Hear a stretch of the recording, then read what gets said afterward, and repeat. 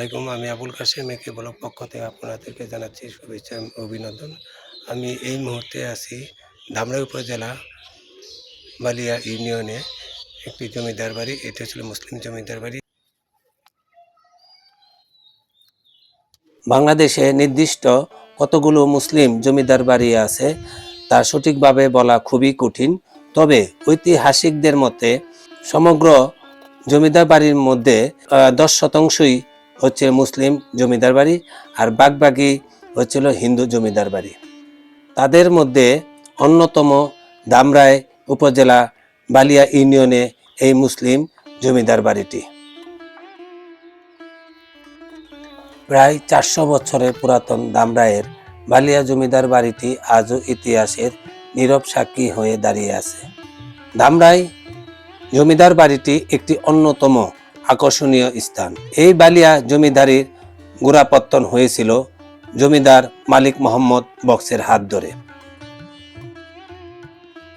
এরপরে তার পুত্র হাজী মালিক করিম বক্সও জমিদার হিসেবে অনেক খ্যাতি লাভ করেছেন।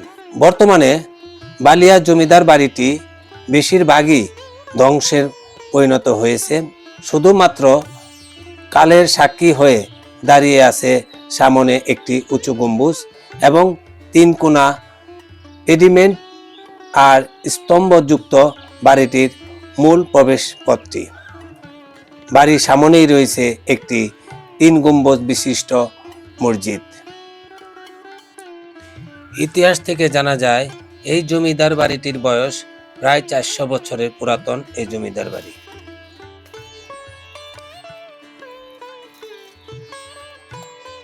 অনেকেই জানে না যে ধামরাই উপজেলায় বালিয়া ইউনিয়নে একটি মুসলিম জমিদার বাড়ি আছে।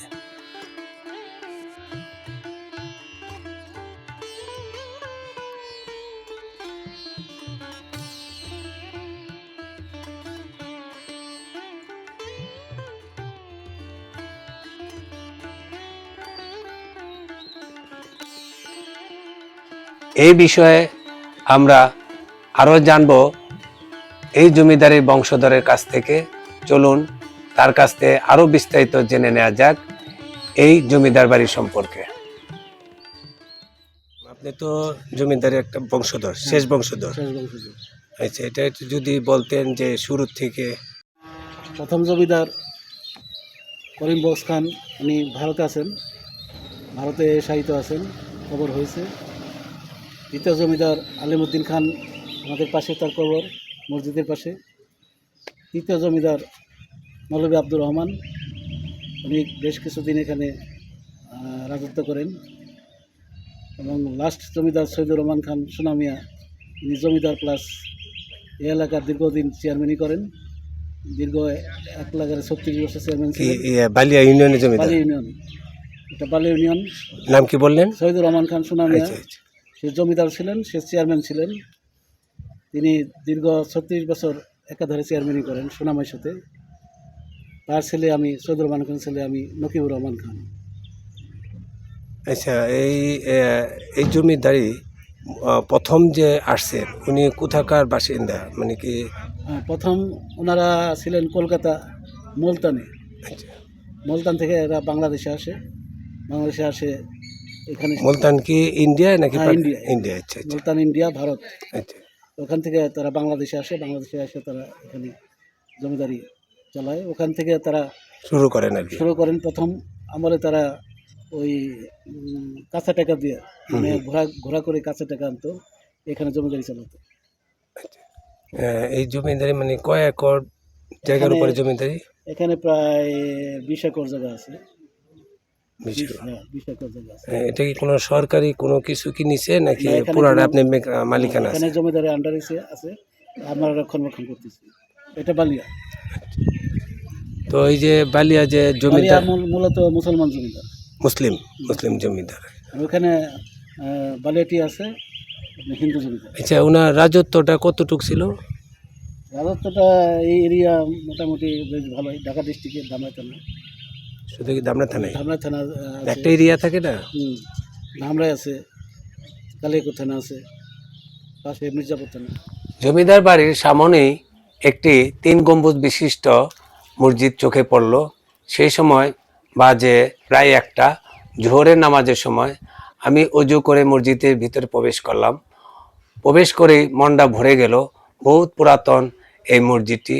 মসজিদের যে কারুকার্য খুবই অতুলনীয় সুন্দর। ভিতরটা আগে ঘুরলাম, দেখলাম। এই মসজিদের ভিতরে সম্ভবত সংস্কার করা হয়েছে, পিছন দিকটা বাড়ানো হয়েছে। উপরে গম্বুজগুলো খুবই সুন্দর। এটা যে বহু পুরাতন মসজিদ তা কারুকার্য দেখেই বোঝা যায়। এক মুসল্লির সাথে দেখা হলো। তিনি বললেন এই মসজিদটির বয়স 300 বছর। এই মসজিদটা মনে হয় বহুত পুরাতন মসজিদ না? 300 বছরের না? মানে কি ওই ওই সামনের থেকে এই পর্যন্ত না?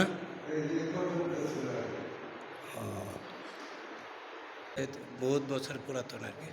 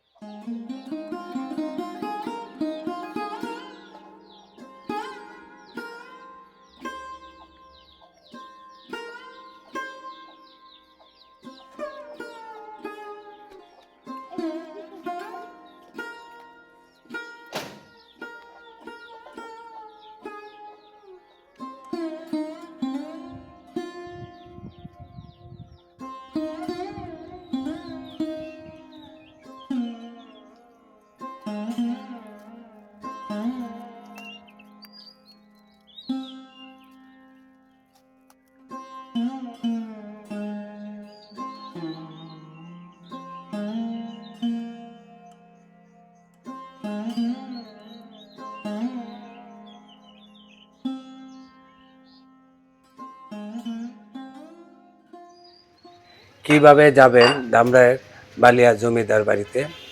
প্রথমে গাবতলী বাস স্ট্যান্ড থেকে এসবি লিঙ্ক বা নাগরপুর পরিবহনে উঠে ধামরাই কালামপুর হয়ে, কালামপুর বাজার হয়ে সাটুরিয়া, ধামরাই সাটুরিয়া রুটের কাউলিপাড়া নামতে হবে। সেখান থেকে অটোরিক্সা সিএনজি চড়ে বালিয়া চৌরাস্তা নেমে হাতে ডাইন দিকে সোজা হেঁটেও যেতে পারবেন বা একটা রিক্সা যোগে যেতে পারবেন। তবে হেঁটে যাওয়াটাই অতি উত্তম। মাত্র 3-4 মিনিট বা সর্বোচ্চ 5 মিনিট লাগে এই বালিয়া জমিদার বাড়িতে আসতে।